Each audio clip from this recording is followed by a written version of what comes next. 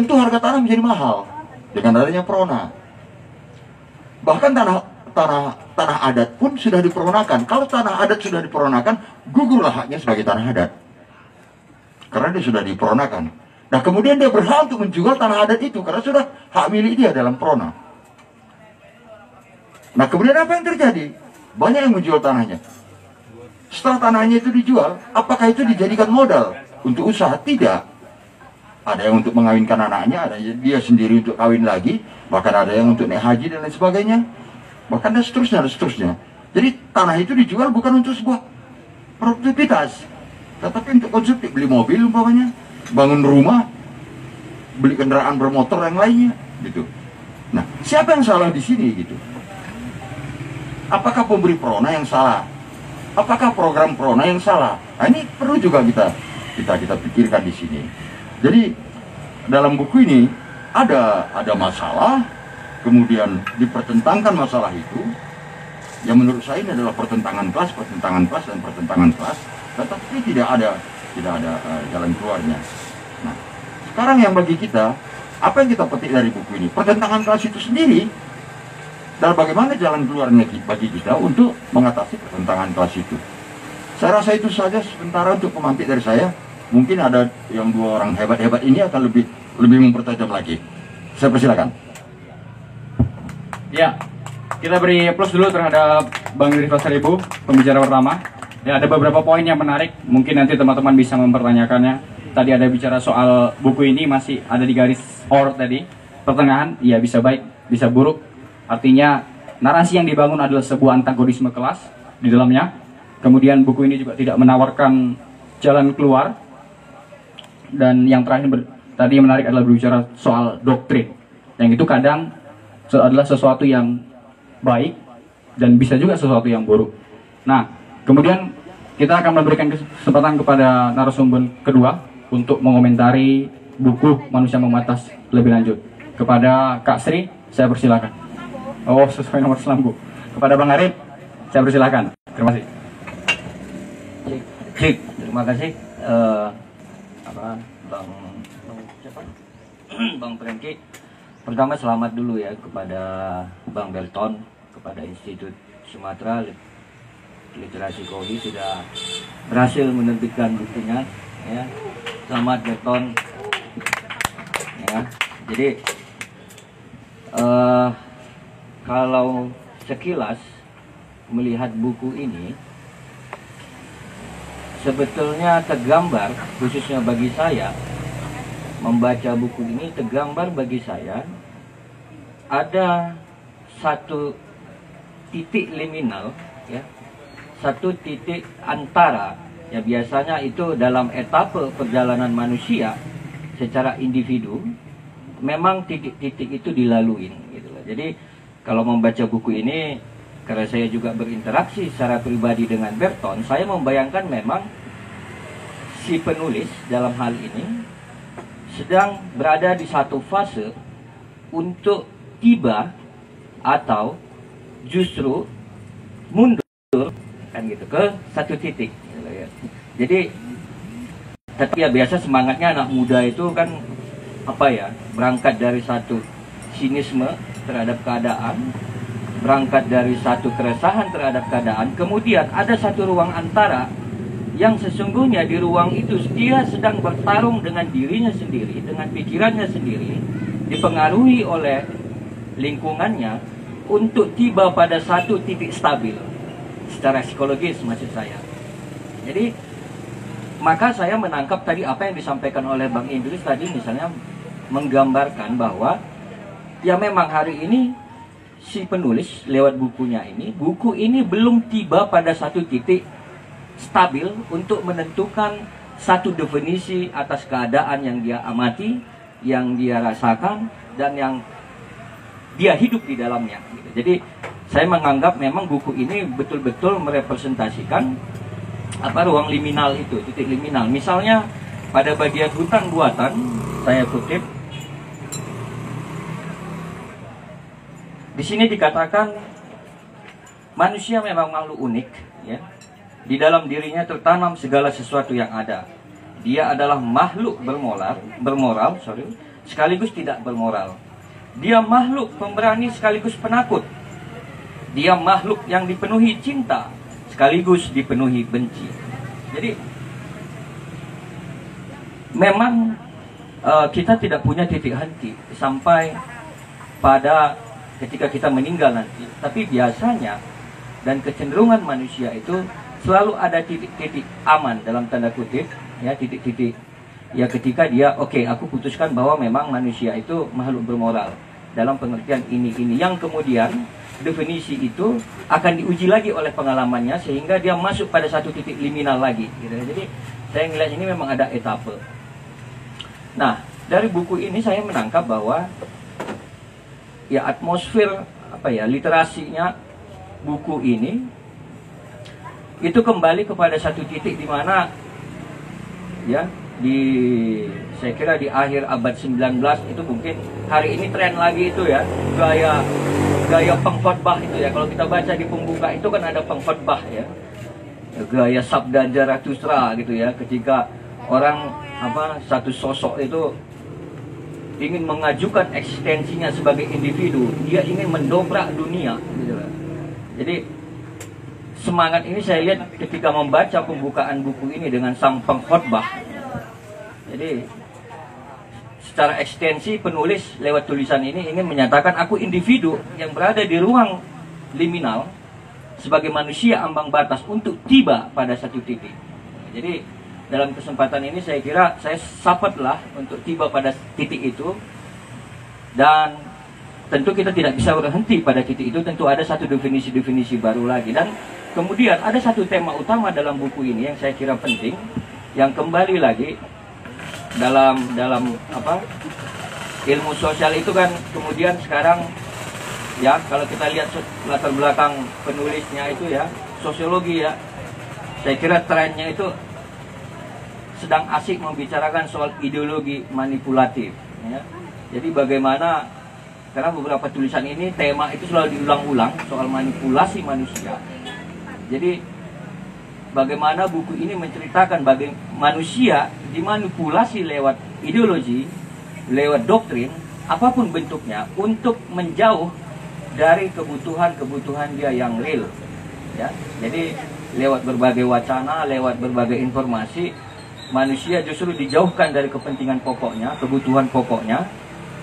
Dan melalui buku ini,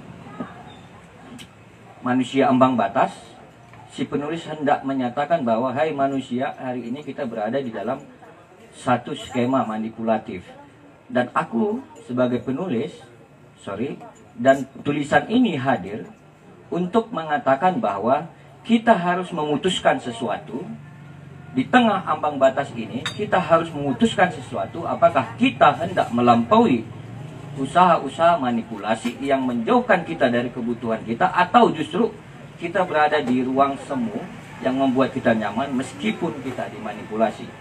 Saya kira ini sebagai pengantar, kata kuncinya adalah yaitu tadi eksistensialis, ingin mendobrak, kemudian ada tema manipulasi, dan saya kira ini buku ini hendak menyatakan bahwa dalam etape kehidupan manusia, perjalanan kehidupan manusia, ada memang satu titik liminal, ambang batas yang harus dia selesaikan. Apakah dia kemudian akan downgrade, balik lagi ke titik sebelumnya, berada di ruang semu ambang batas itu, atau hendak melampaui, mendapatkan satu definisi baru lagi. Saya kira itu pengantar dari saya, Bang. Terima kasih.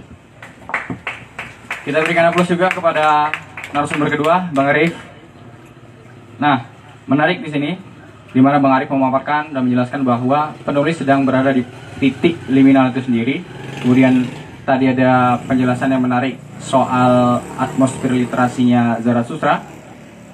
Dan kemudian yang terakhir adalah, yang khas dari buku ini adalah bicara soal ideologi manipulatif dan eksistensialis itu sendiri. Nah, yang terakhir kita akan dengar penjelasan dari Kak Sri. Saya berikan kepada Kak Sri. Terima kasih.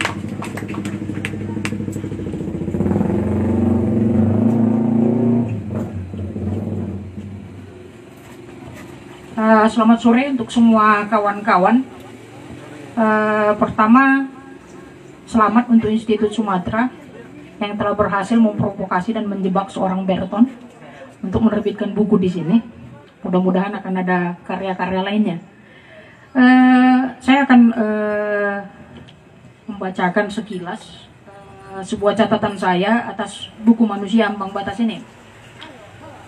Buku ini dibagi atas 3 bagian. Manusia Ambang Batas, awal yang lain, dan akhir dari sebuah akhir. Dalam Manusia Ambang Batas ini dikisahkan tentang seorang yang disebut sebagai pengkhotbah. Ia selalu menyampaikan khotbah pada orang-orang, tapi tidak ada yang sudi mendengarkannya selain seorang anak kecil dan sepasang anak ayam. Ironis juga ini. Di dalam Manusia Ambang Batas, pengkhotbah menyampaikan hal-hal sebagai berikut. Yang pertama, dia berbicara tentang teknologi dan reduksi makna, di mana ia menyoroti seperti tadi sudah disampaikan Bang Idris, manusia yang dimanipulasi oleh teknologi. Di sini dia menyoroti soal hiperkonsumsi, di mana manusia berhenti menjadi manusia, dan kata kunci di sini adalah kepemilikan menjadi identitas diri. Orang identitas itu identik dengan kepemilikan. Semakin dia memiliki sesuatu, semakinlah dia menjadi manusia. Pada bagian yang lain, pengkhotbah bercerita tentang perebutan makanan. Di sini pengkhotbah bertemu dengan seorang anak kecil dan mengisahkan hal ikhwal perebutan makanan. Perubahan dari manusia yang berbagi menjadi manusia yang menjual atau menyewakan. Ketika membaca bagian ini, saya teringat bahwa memang situasi di kampung itu kita bisa bebas saja memetik jambunya tetangga, begitu ya. Saya punya tetangga itu ada yang punya pohon belimbing, punya pohon jambu. Saya sendiri punya pohon sawo. Itu tidak ada saling membeli di situ. Kalau yang berbuah pohon jambu, ya diantar ke tetangga. Kalau yang sedang berbuah pohon sawo, ya diantar ke tetangga. Bagian ini saya lihat mengingatkan kita soal perubahan itu, perubahan masyarakat itu. Dan percakapan tentang seorang anak di tengah-tengah perebutan makanan ini secara jujur mengingatkan saya tentang khotbah di bukit ya. Ketika ada seorang anak yang membawa 5 roti dan 2 ikan. Ketika Yesus berkhotbah, itu saya agak terlempar keingatan itu ketika membaca bagian ini. Kenapa anak kecil yang diambil sebagai tokohnya di situ? Kemudian di sini ada juga tadi manusia dan doktrin sudah diterangkan panjang lebar sama Bang Idris. Ada bagian yang menceritakan tentang manipulasi manusia atas manusia. Ini menyoroti soal ketimpangan sosial. Menjadi sebuah kritik terhadap orang-orang yang sebenarnya sering menghisap sesamanya. Tetapi kemudian dengan harta yang mereka peroleh dari menghisap sesamanya, mereka sering kali tampil sebagai pahlawan. Menjadi sinterklas yang membagi-bagikan bantuan makanan, begitu ya. Ini dia munculkan di dalam kisah ini.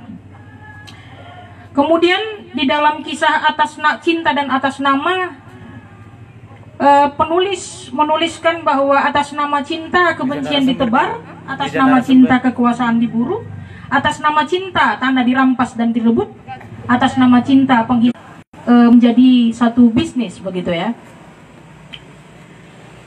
Nah, di dalam kisah tentang pengangguran, di sini pengkhotbah bercerita tentang perubahan masyarakat dari berburu bercocok tanam menjadi masyarakat industri, di mana sumber daya dikuasai segelintir orang.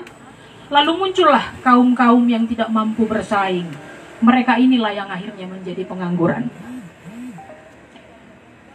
Di dalam bagian terakhir dari Manusia Ambang Batas, penulis menuliskan tentang pemanasan dan babak penghancuran bumi. Di sini kesadaran akan kehancuran bumi tidak kunjung terjadi ya.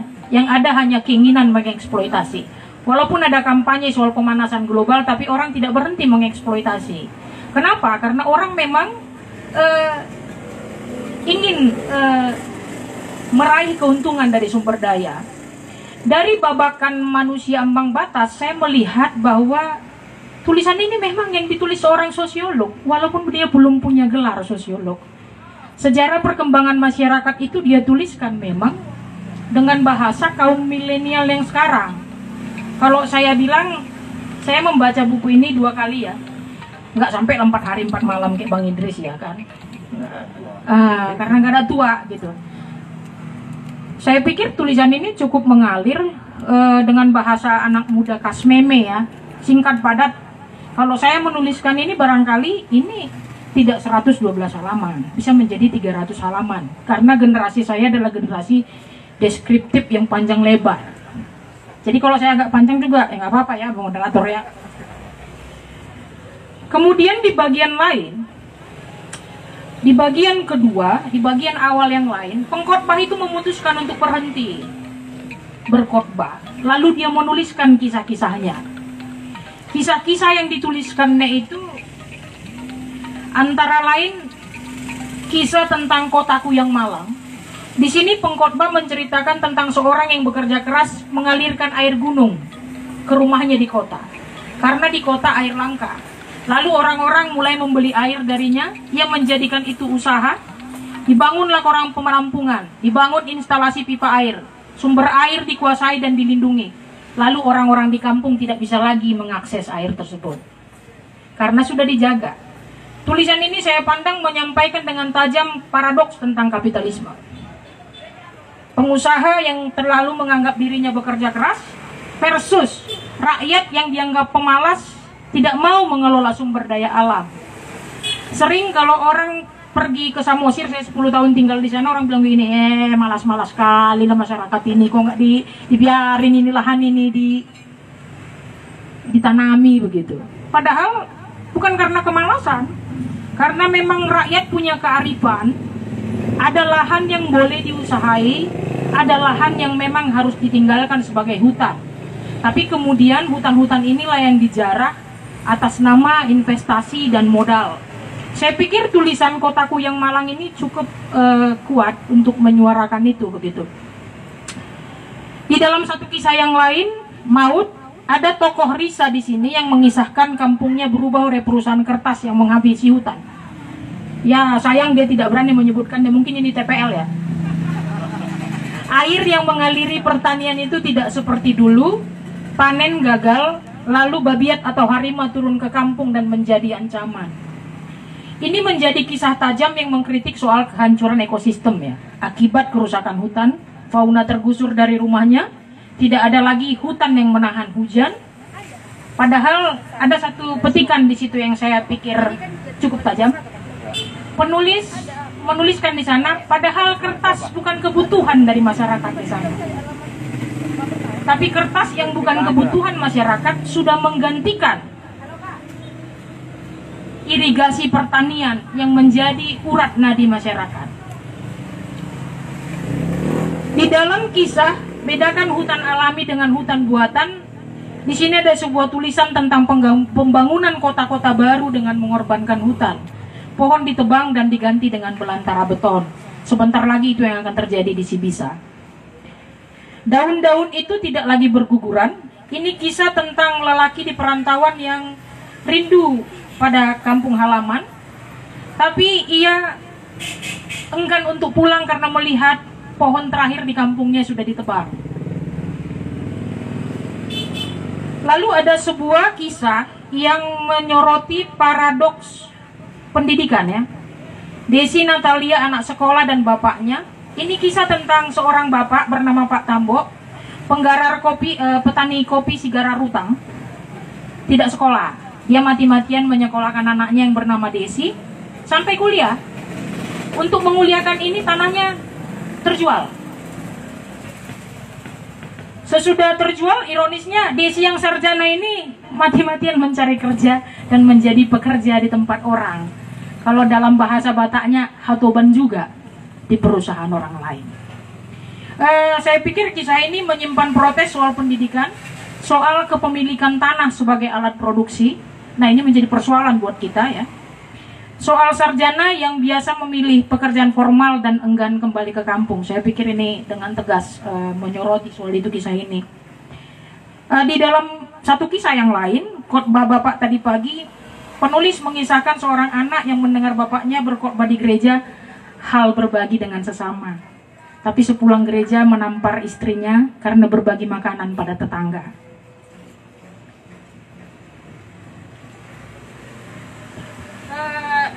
Di sini nggak ada bagot, ada juga kisah di sini. Perut buncit Pak Tarno ini mengisahkan kekecewaan petani bagot saat gula merah mereka turun harganya, sehingga Pak Tarno itu memilih meminum tua terus sampai perutnya buncit kayak ibu-ibu hamil gitu. Ada satu kisah di sini yang penulis kurang berani menuliskannya. Sarjana apa deh? Estol katanya. Ditulis pakai titik-titik lagi. Kenapa nggak ditulis lengkap? Ini kisah tentang sarjana yang sangat bahagia di hari wisuda, tapi kemudian ditodong oleh keluarganya untuk segera mencari kerja. Bapaknya udah banyak ngutang pas dia kuliah. Nah kemudian ada juga dia tulis sedikit tentang gender, ya, soal seorang perempuan yang korban KDRT membangun komunitas, tapi kemudian komunitas dianggap terlarang. Ya kurang lebih barangkali kayak Gerwani dulu lah ya dek ya. Nah kemudian di babakan terakhir, akhir dari akhir itu, dalam kisah yang singkat, penulis mengisahkan bahwa anak kecil yang dulu mendengarkan kisah dari pengkhotbah ini, mencari pengkhotbah itu, dia sudah tumbuh dewasa dan bertanya siapa pengkhotbah sesungguhnya. Pengkhotbah itu ternyata adalah tokoh dari semua peristiwa, pelaku dari tindakan yang akhirnya dikutuknya dalam khotbah-khotbahnya. Dan kemudian anak kecil itu diberi tugas untuk menyebarkan tulisan-tulisannya. Itu sinopsisnya. Lalu kemudian apa catatan saya? Yang pertama, Berton mampu menangkap sejarah perkembangan masyarakat berikut paradoks yang ada di dalamnya. Dari masyarakat berburu bertani menjadi masyarakat industri. Dan saya pikir pengalaman Berton sebagai anak kampung dari Pangaribuan Taputlah yang mampu membuatnya membandingkan fenomena urban dan rural. Dengan jelas. Ada di sini jelas dilihat seperti apa kota, seperti apa desa di dalam tulisan-tulisannya. Yang kedua, buku ini syarat dengan kritik terhadap pembangunan, terhadap keberpihakan negara terhadap pemilik modal, sehingga hak adat dan tanah ulayat menjadi terabaikan. Catatan yang ketiga, buku ini adalah peringatan tentang kerusakan alam yang menakutkan di depan mata, yang sudah berhasil merubah banyak hal dalam sendi kehidupan masyarakat di kampung. Yang keempat, Berton mengkritik pendidikan yang tidak membangun kreativitas berpikir para lulusannya. Sarjana tidak pulang kampung, sarjana menjadi pekerja di tempat orang. Sementara desa berubah, desa kaya dengan sumber daya alam tidak dilirik. Justru kaum pemodal lah yang melirik kekayaan alam di desa. Investor lah yang merampas menguasai hak adat dan hak ulayat masyarakat desa atas nama pembangunan dan kemajuan. Yang kelima, dalam buku ini ada tokoh pengkhotbah yang mulai berkhotbah 20 tahun yang lalu. Itu merujuk pada gerakan 98. Kemudian ada tokoh anak kecil dalam cerita ini. Tokoh anak kecil yang kemudian muncul menyebarluaskan kisah si pengkhotbah. Saya menduga anak kecil itu adalah Berton sendiri, yang di tahun 98 masih berumur 3 tahun. Ini membuat saya membaca buku ini sebagai sebuah kegeritik bagi generasi saya, yaitu generasi 98. Apakah generasi 98 adalah pengkhotbah yang sudah bertobat dari kealfaannya dalam hidup? Atau kami generasi 98 dulunya pengkhotbah, tapi sekarang justru menjadi pelaku dari apa yang kami kutuki dari masa lalu. Jadi buku ini terlepas apakah akan disebut novel atau tidak, buat saya ini adalah sebuah kisah yang memaksa kita berdiam dan merenung. Berton sudah melakukan dengan baik. Calon sosiolog ini telah berhasil memotret kondisi saat ini dan menyuguhkannya pada kita. Akhir kata, selamat anak muda. Terima kasih kepada Kak Sri. Ada beberapa poin yang saya catat dan dari awal tadi penjelasannya juga per bab sangat panjang. Dan yang menarik di sini adalah penulis mampu dengan background atau latar pendidikan yang dia tempuh di kampus, dia mampu menuangkan pikiran dan segala bentuk refleksi yang dia pikirkan dan menghasilkan sebuah narasi yang bagus, perbedaan antara kota dengan desa atau paradoks perkotaan. Lalu dia berbicara soal perubahan sosial di sana, bagaimana masyarakat yang awalnya itu memiliki bentuk solidaritas mekanik berubah menjadi bentuk solidaritas organik, atau dalam bahasa Ferdinand Tunis itu masyarakat yang masih guyup di Gesellschaft berubah menjadi Gesellschaft, masyarakat yang individualis dan terspesialisasi dengan bidangnya atau keahliannya. Nah, kepada teman-teman, jika ada hal-hal yang ingin dipertanyakan terkait dengan buku ini, saya persilahkan untuk bertanya kepada 3 narasumber yang hebat ini. Silakan.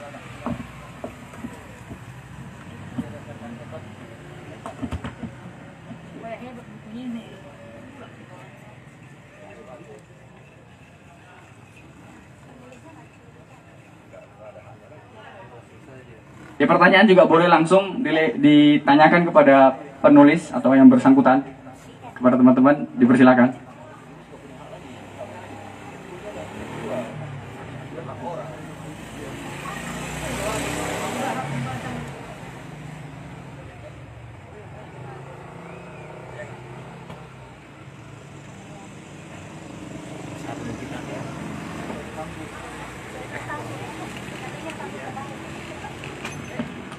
Halo, namaku Diana. Ya, aku belum baca bukunya karena memang baru hari ini ngeliat. Tapi aku mau sedikit menkomentarin yang dibilang Kak Sri tadi terkait tulisan si Berton juga. Kenapa sih situasi sekarang itu, dan mungkin beberapa puluh tahun, bahwa merantau dan sukses di negeri rantau itu lebih dihormati ketimbang sekolah di luar kemudian balik ke kampung itu dianggap aib. Dan aku sendiri yang nggak tinggal di kampung di Medan, itu ketika pulang ke Medan dari Jakarta kerja kemari itu dianggap suatu kemunduran gitu. Jadi ini menarik karena memang ada falsafah orang Batak. Aku nggak tahu yang 3 itu ya, Habonaran bla bla bla itu. Ya, yang mengatakan bahwa sukses lebih bagus di lagunya itu sukses di negeri rantau itu lebih terhormat gitu. Dan sangat menyakitkan kemudian ketika tanah yang menjadi warisan untuk orang-orang yang merantau ini kemudian dirampok sama pemodal yang mencium wangi di tanah itu gitu. Ini benar-benar menjadi sebuah pertanyaanku sampai sekarang, kenapa pengerusakan Danau Toba, kenapa pengerusakan lahan Gambir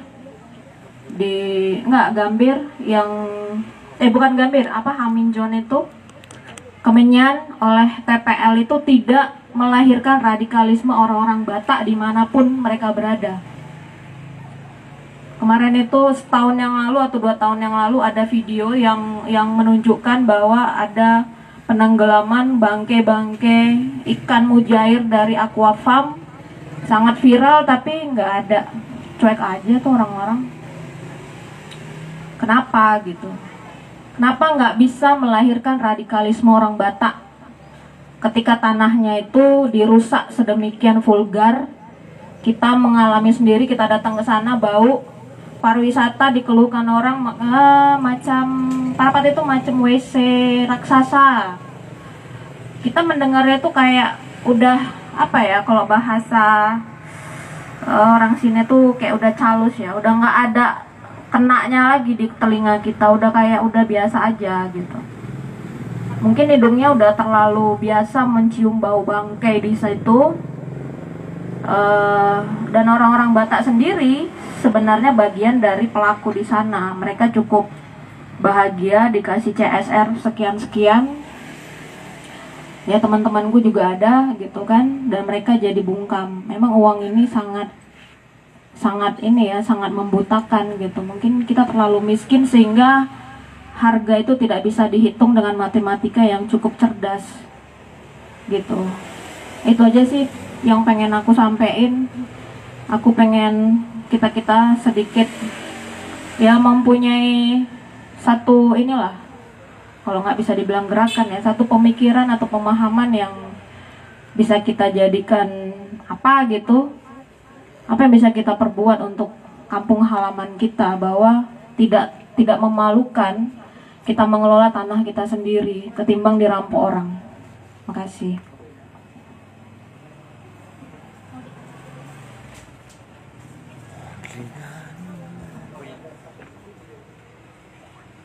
Terima kasih kepada Kak Diana.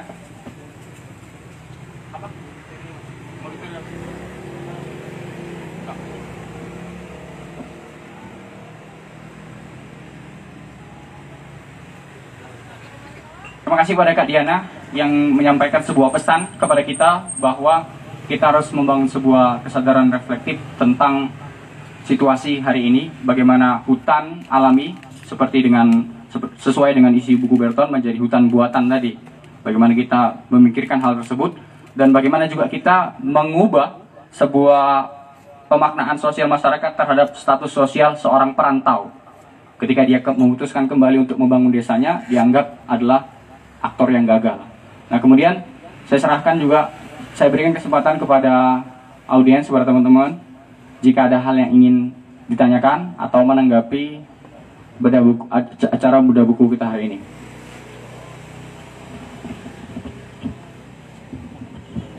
Terima kasih. Selamat sore semua. Saya Marina Novianti Tampopolon. Selamat untuk penulis. Bagi saya semua tulisan itu adalah suatu pencapaian. Dan terkadang tidak diperlukan definisi apakah ini cerpen atau novel atau esai, tapi menulis saja sudah suatu pencapaian. Sebab menulis itu kegiatan orang berani. Tidak semua orang berani menulis. Karena menulis berarti menelanjangi diri sendiri dan siap untuk dikritik. Jadi selamat kepada penulis. Yang kedua, tidak selalu tulisan harus memberikan solusi. Terkadang kita hanya merekam dan mendokumentasikan apa yang menjadi geremengan atau repetan kita, omelan kita. Kita dokumentasikan. Kenapa? Karena saya ingat di masa-masa kuliah dulu, masa-masa penelitian, jauh sebelum 98. Jadi saya bukan angkatan 98 ya Kak. Itu penelitian itu adalah penelitian satu orang, adalah rangkaian dari satu riset penelitian yang proyek riset penelitian.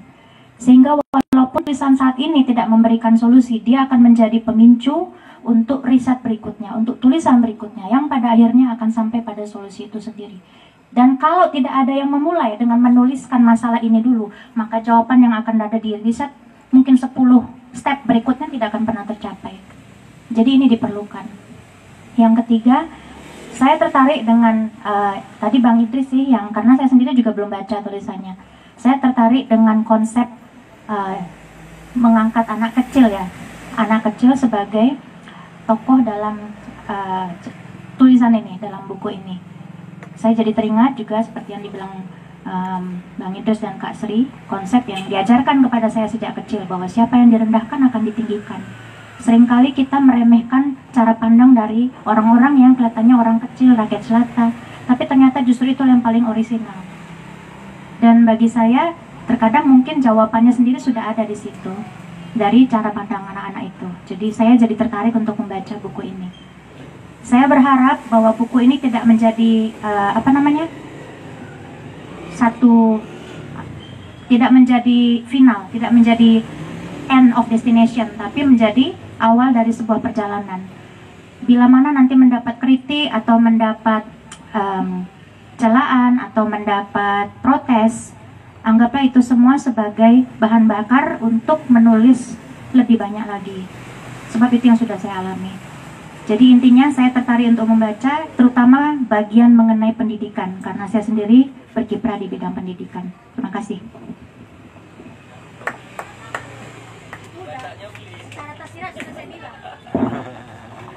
Terima kasih kepada Kak Marlina. Ada dari teman-teman yang lain yang ingin menanggapi atau bertanya soal buku Manusia Membatas ini? Saya persilahkan, masih saya berikan kesempatan kepada teman-teman semua.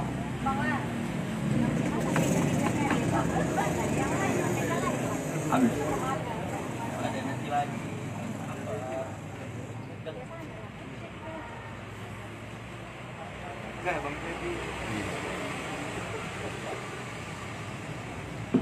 Diskusi ini kurang seru. Kami berharap tadi kalian ini mengajar kami ini para tiga pengkhotbah di depan ini. Kalian nerima saja gitu. Enggak. Alah, tak ada itu. Hajar habis. Jadi supaya kami juga gitu. Jadi atau ada pertanyaan yang Jadi kami khotbah kami jadi sia-sia seperti buku ini juga jadinya. Jadi oke lah. Jadi supaya di apanya itu. Jadi supaya apa dia diapakan lah. Boleh, moderator. Boleh, Kak. Tanah airku ya, semua tahu kan? Tanah airku nggak? Tanah air yang kulupakan. Orang Indonesia nih kita kan? Penyanyi apa?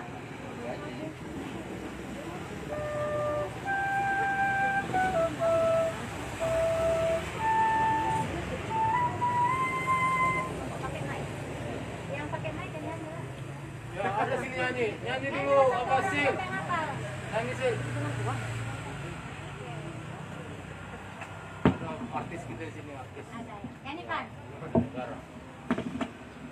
Ini dek, ini ada mic.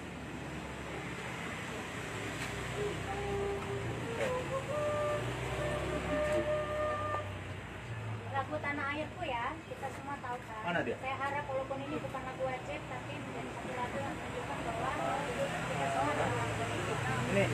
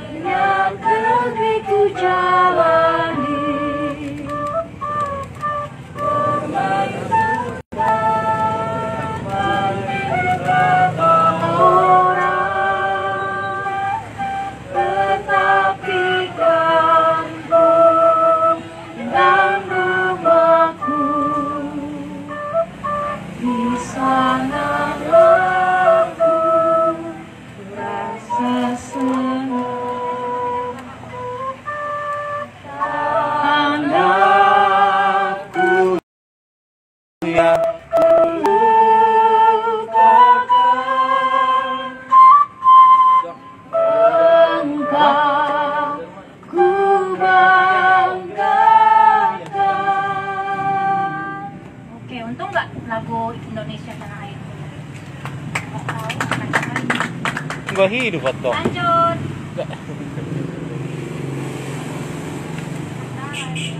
Iya.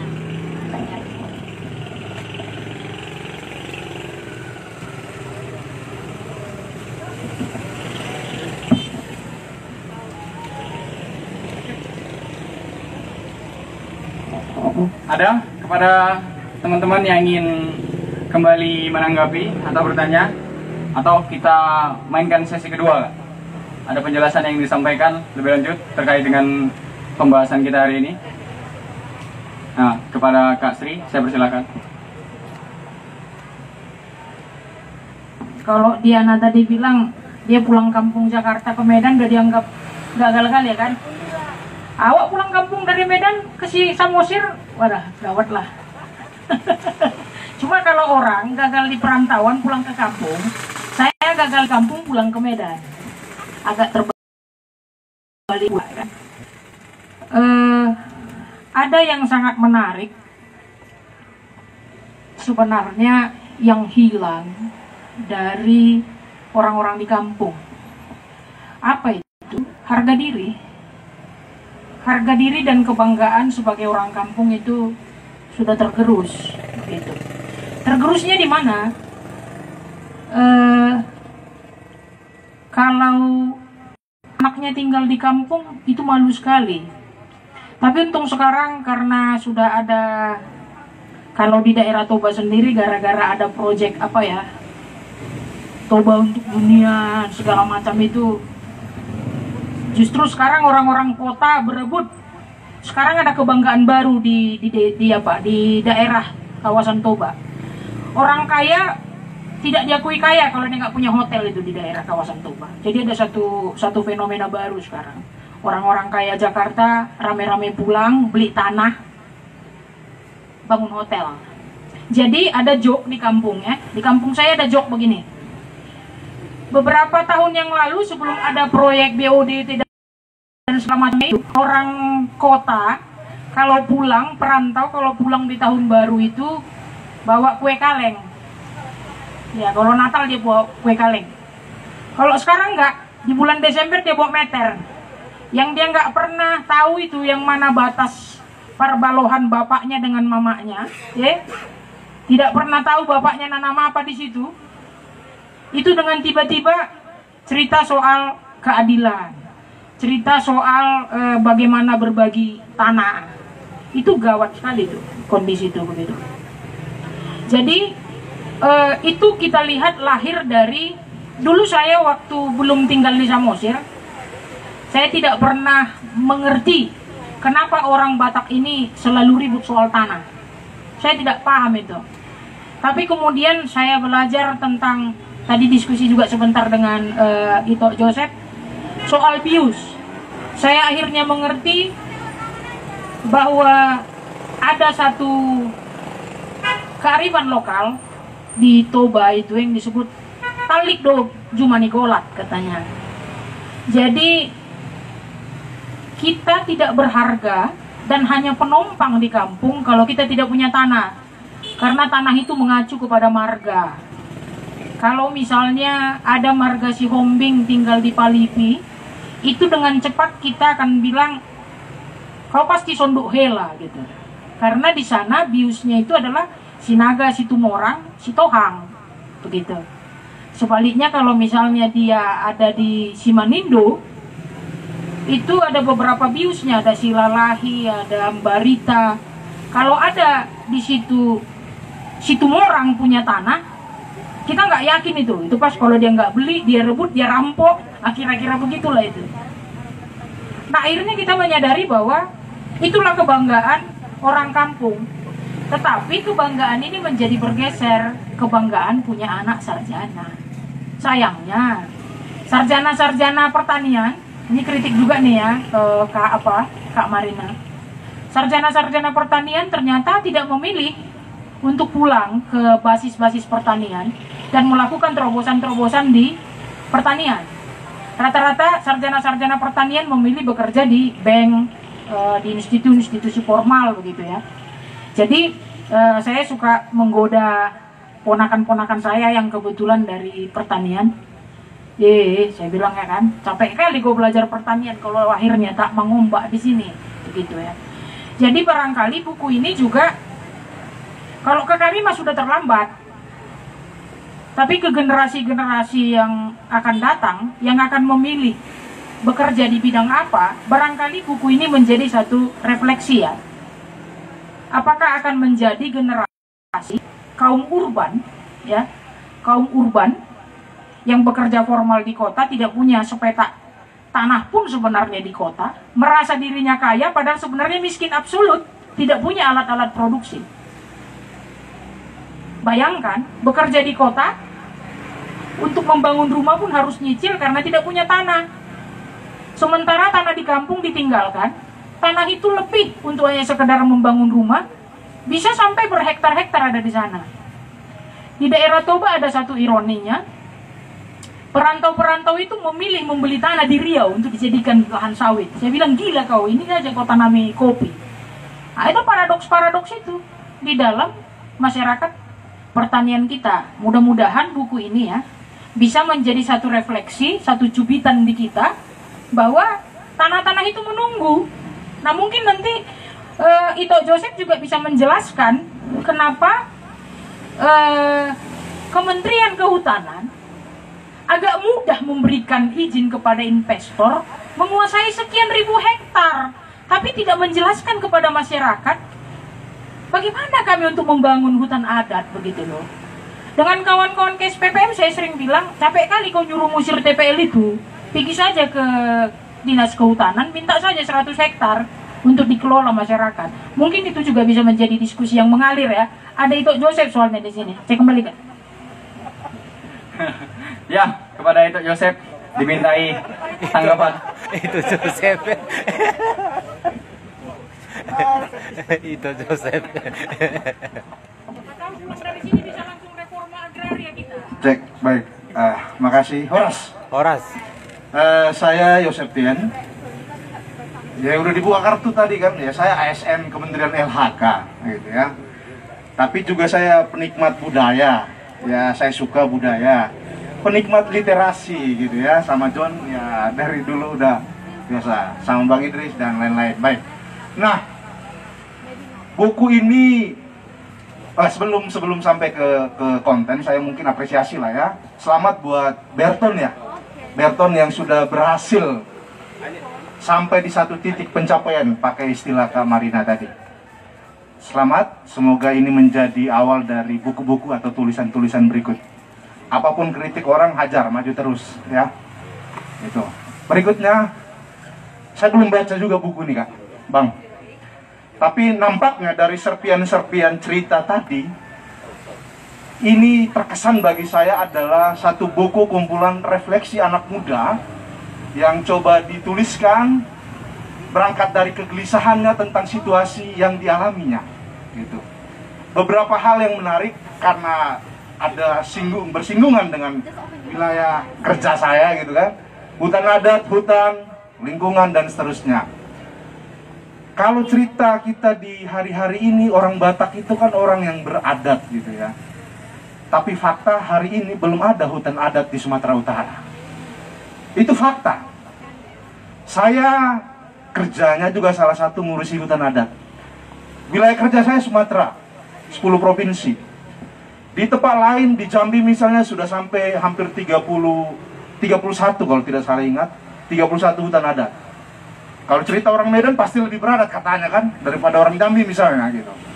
Nah, orang Batak dengan karakter dan kekasan yang luar biasa, kekayaan adat istiadat yang luar biasa, tapi hari ini kalau kita cerita tentang adat, konteksnya hutan adat, di mana ada subjek masyarakat hukum adatnya, banyak tanda tanya.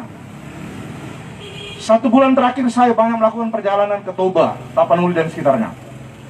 Kemarin ke Opu Ronggur, Opu Bolu Simanjuntak di daerah Sipahutar. Pulang dari sana ke Pandumaan Sipituhuta. Di Pandumaan Sipituhuta kami verifikasi hutan adat. Ada 2 hal yang harus diverifikasi dalam konteks hutan adat. Yang pertama, masyarakat hukum adatnya. Yang kedua, objeknya, hutannya, wilayah adatnya. Kalau untuk komunitas masyarakat hukum adat, yang kita verifikasi itu adalah apa sih kelembagaannya? Apa sih peranata adatnya? Masih hidupkah? Maka seringkali ketika jalan-jalan di tanah Batak dan sekitarnya dalam konteks perjalanan itu, pertanyaan yang muncul di benak saya, rata-rata pemerintahan tradisional terminologinya bius, raja bius dan seterusnya gitu ya, atau istilah-istilah yang sejenis dengan itu. Lalu pertanyaan saya itu gini, bius di tanah Batak hari ini masihkah membius? Ini kalau saya tanya pertanyaan ini ke diri saya dan kepada orang-orang masyarakat di sekitar yang kami datangi, agak-agak sulit kita menemukan jawaban yang buat saya secara pribadi sebagai seorang verifikator juga, ya apa iya gitu. Memang menjadi tantangan bagi kita generasi hari ini, generasi anak muda orang Batak hari ini, itu bisakah dihidupkan kembali, bisa diaktifkan kembali nilai-nilai itu. Ya harus pulang ke kampung, hidupi itu nilai. Ada wilayah adat, jangan orang yang menguasai wilayah adat itu gitu. Nah ketika wilayah adatnya nggak jelas, jadi sulit kita nanti. Nah, saat ini kalau pemerintah itu sebenarnya sudah sangat membuka ruang yang besar untuk pengakuan perlindungan masyarakat hukum adat. Hari ini di Sumatera Utara sudah ada 2 perda pengakuan perlindungan masyarakat hukum adat, yaitu di Toba sama di Humbang Sundutan. Untuk Samosir, kemarin informasi terakhir sekitar bulan Oktober nanti itu perdanya sudah dibahas dan disahkan.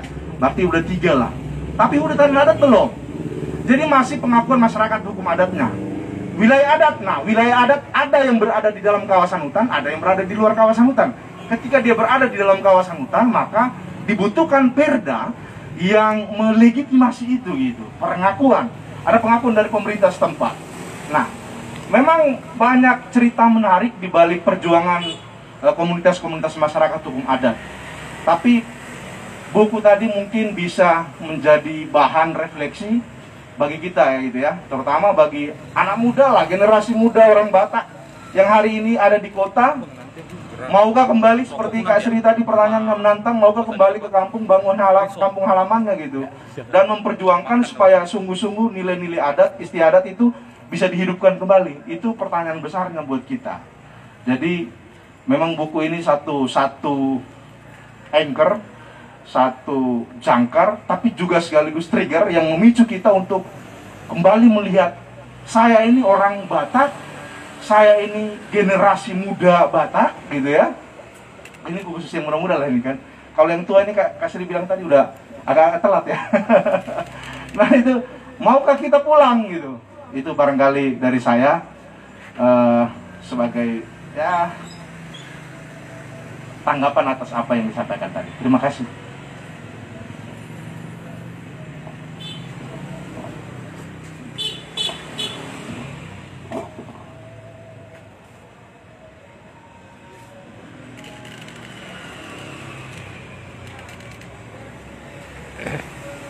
Ya, gimana Bang? Kita penerbit dari Bang John, ada tanggapan? Gak ada, lanjut. Aman. Terkait buku Manusia Membatas yang di launching perdana pada hari ini oleh Institut Sumatera. Oh, Teddy. Oh ini aman.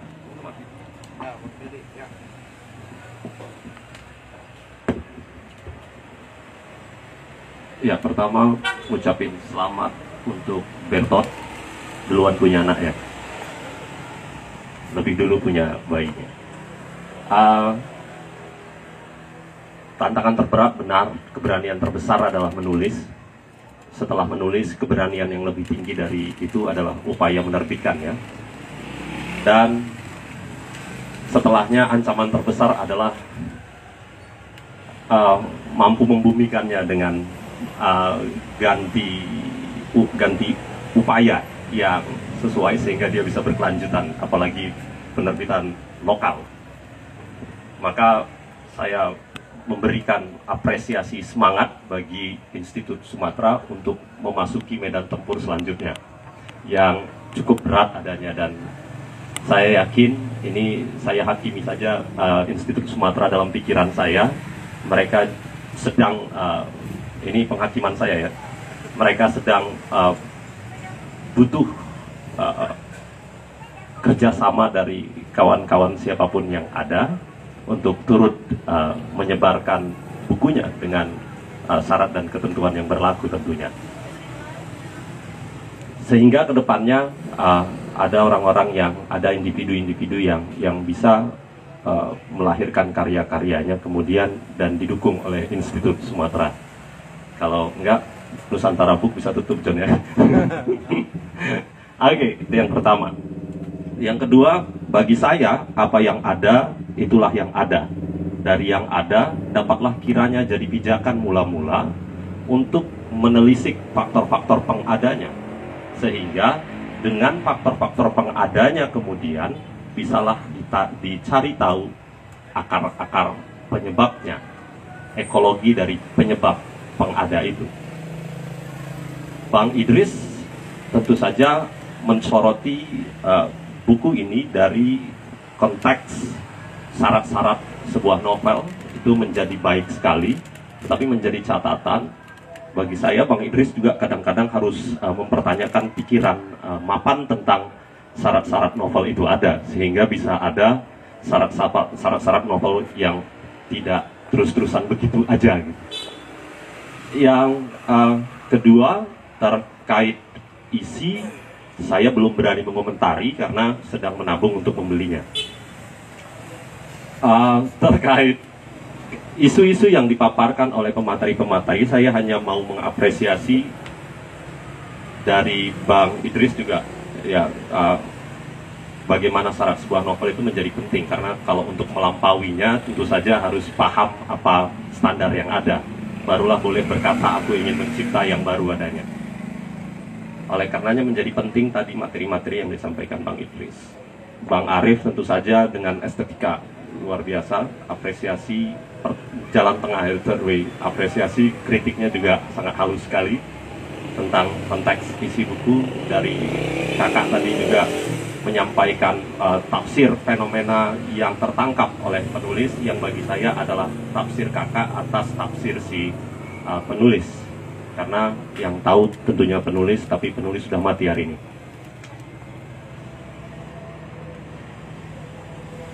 Apa yang ada misalnya kita pertanyakan dia kenapa ada, maka kita tidak akan pernah mendapat jawabannya. Maka kita akan berkutat kepada kebingungan-kebingungan yang semakin melebar adanya. Tentang kenapa.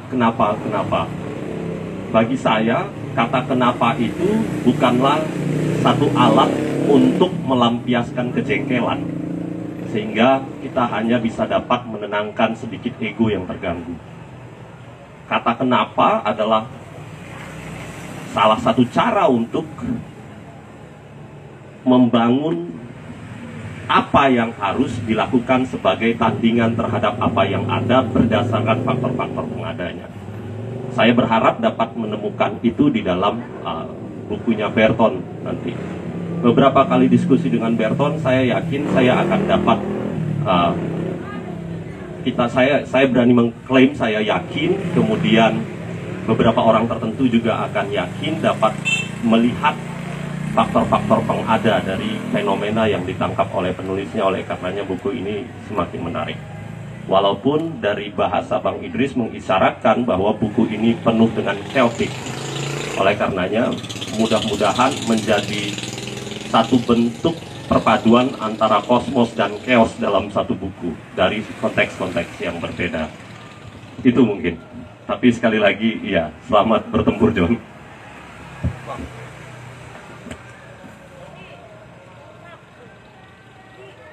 Ini bagian dari apa? Instalasi atau apa ini? Instalasi pertunjukan. Iya. Supaya nampak bagus kita. Terima kasih responnya, tanggapannya dari Bang Teddy. Ada hal-hal yang disampaikan Bang Arif? Cik. Oke, baik, terima kasih Bang Moderator. Jadi saya kira kemudian kembali kepada tema atau gagasan yang dikemas oleh penulis dalam buku. Sesungguhnya kita belum bisa sampai pada satu kesimpulan, karena dari buku ini tadi juga sudah disinggung, penulis tidak sedang coba mendefinisikan, memastikan satu titik di mana dia berada, ya. Jadi bahwa dia menampilkan banyak kontradiksi di dalam, ya, antara pujian dan cacian, antara moral dan sekaligus tidak bermoral, penulis dalam hal ini, dalam buku ini belum meletakkannya sebagai ironi atau paradoks. Ya, itu yang saya sebut tadi dalam proses penggodokan pemikiran penulis dalam buku ini. Penulis sedang berada di satu ruang liminal yang dengan sangat baik dia terjemahkan menjadi manusia ambang batas. Dia belum tiba pada satu definisi apakah situasi yang sedang dia lihat ini, dia amati ini adalah sesuatu yang ironi atau paradoks. Ya, tetapi kontradiksi itu sudah dia kemas, sudah dia munculkan dalam bentuk tulisan yang sangat reflektif, sehingga kalau saya melihatnya, ukuran tua muda itu kan tinggal meletakkannya di mana, ya? Apakah kita pakai definisi catatan kependudukan dan akta sipil, soal tahun lahir, atau soal pemikiran? Kalau dari sisi pemikiran, saya lihat apa yang ditulis di dalam buku Manusia Ambang Batas ini adalah tulisan dari seorang yang berpikiran sangat tua malah. Ini penulis ini tua, ini dari tulisan ini tua. Ya, kenapa? Karena tidak semua orang mampu tiba pada satu wacana kritis. Nah, biasanya kecenderungannya kalau pemikirannya masih muda, yang umumnya diklaim atau dicitrakan sebagai anak muda, itu kan dia kritik wacana. Dia akan mengkritik situasi, mengkritik teks, mengkritik keadaan. Tapi buku ini justru menghadirkan satu wacana yang mengajak kita, dan tadi sudah dibuktikan oleh narasumber dan beberapa teman-teman lain, mengajak kita untuk berpikir kritis. Jadi dia wacananya kritis. Nah, jadi saya melihat tulisan ini ditulis oleh seorang yang tua secara pikiran. Kalau soal catatan sipil dan dinas kependudukan mungkin ya mungkin masih muda, tapi sekali lagi saya ingin mengajak kita fokus pada satu bedah pemikiran ada dalam buku ini, bahwa dalam titik ini penulis berhasil menggambarkan bagaimana seorang manusia itu memang berada di ambang batas. Jadi secara cover, bungkusan, secara isi, pikiran, kemasan pikiran dan pikiran itu sendiri, si penulis ini, buku ini berhasil menggambarkan sesuatu yang liminal. Jadi tidak ada lagi dalam perjalanan hidupnya, karena tidak ada titik liminal. Semua dianggap sudah finish, final, established, dan dia menjadi tipikal yang otoriter. Justru buku ini dengan tidak menghadirkan kesimpulan apapun, dia telah hadir menjadi wacana kritis bagi pembacanya. Jadi memang buku ini saya sangat sarankan dibaca oleh siapa saja, apalagi bagi saya ini menarik kemasannya. Walaupun kalau tadi saya yang menjadi penyuntingnya, judul tulisan Manusia Ambang Batas itu nggak saya letakkan di depan. Kalau tadi saya yang menjadi penyuntingnya, itu tidak saya letakkan di depan, saya akan letakkan di tengah atau menjelang di bagian akhir. Karena menurut saya itu dari sekian yang lainnya itu kan memaparkan fenomena yang cukup baik dengan berbagai kontradiksinya. Manusia Ambang Batas itu saya kira itu semacam kalau dalam tinju itu uppercutnya, itu pukulan pamungkasnya dalam tulisan ini. Jadi saran saya barangkali kalau mau dicetak ulang lagi nanti itu bisa dipindah. Ini saran saya, bisa dipindah agak ke tengah atau ke belakang, mungkin itu menarik. Tapi apapun itu, saya kira khususnya yang belakangan ya, kalau kita balik lagi dari sisi kepenulisan, di Medan memang kumpulan esai yang seperti ini, apalagi berani dengan gaya ini kan gaya yang dihidupkan kembali ya, dengan gaya sabda penyabdaan itu ya. Saya kira ini cukup menarik dan cukup berani hadir di tengah iklim dunia literasi, dunia tulis menulis di Kota Medan yang belakangan punya kecenderungan sedikit linear, sedikit mainstream yang gaya abad 20 lah. Ini hadir lagi dia abad 21. Saya nggak tahu siapa teman diskusinya, mana kemudian atmosfer diskusi yang dibangun, tapi saya kira buku ini telah berhasil menjadi satu wacana kritis, tidak sekedar menjadi kritik wacana. Saya kembalikan Bang Moderator. Terima kasih Bang. Kepada Bang Idris, ada hal-hal yang disampaikan mungkin terkait bagaimana pesan kepada generasi muda untuk punya motivasi menulis sama mengikuti jejak langkah Bertolt. Oke, ada seorang muda yang berani menulis. Walaupun menurut saya dari tadi, saya tetap berpegang pada apa yang pemikiran saya. Saya tidak berani mengatakan ini novel atau tidak novel, atau kumpulan essay atau apapun, tidak berani. Tapi ini hanya sebuah kumpulan tulisan saja dan penyampaian wacana saja yang kontradiktif. Tetapi di sini saya lihat banyak sekali anak-anak muda yang hanya duduk dengar saja, terserah mau apa yang kami ucapkan di sini, terima saja gitu. Itu dari awal kita sudah memancing itu. Kalian hajarlah 3 pengkhotbah ini gitu kan. Tapi ya nampaknya diam saja, ya sudahlah. Teman-teman sekalian, saya baru saja mengupload di mana itu di YouTube, Kembalikan Danauku. Situ sangat tajam sekali kritikan-kritikan sebenarnya. Begini, ketika lahir LSM atau NGO yang katanya peduli Danau Toba, cinta Danau Toba, apa segala macam itu, pada mulanya kita senang. Danau Toba sebentar lagi kan, akan. Tapi semakin banyak lembaga swadaya masyarakat yang mengurusi Danau Toba makin hancur. Kenapa? Karena semua ancak, masing-masing ancak. LSM ini ancaknya minta CSR, ini ancaknya minta CSR, ini semuanya seperti itu. Ya jadi makin banyak yang ngurusi Danau Toba itu makin hancur Danau Toba itu gitu kan. Nah ini kan ironi ini kan. Ya. Kemudian ada lagi sekarang katanya Departemen Pertanian Departemen apa nggak tahu, kita mau menanam apa namanya itu? Food estate. Haminjon. Yang dikatakan itu tadi, menanam karet gitu. Mereka tidak tahu kalau haminjon itu adalah tanaman sporadis gitu ya. Ya artinya dari pohon yang tua jatuh melinding, kalau dia tumbuh berarti itu adalah bibit yang paling jago.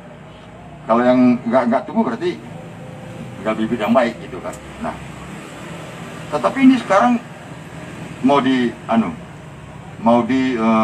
seperti nanam karet lah. Hasilnya nanti berhasil atau tidak atau bagaimana atunya itu terserah nanti.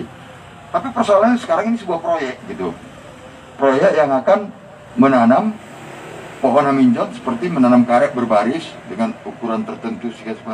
Sementara di sana banyak pohon haminjon yang justru subur ketika jaraknya 1,5 meter gitu. Oke, kita tunggu dulu selesai.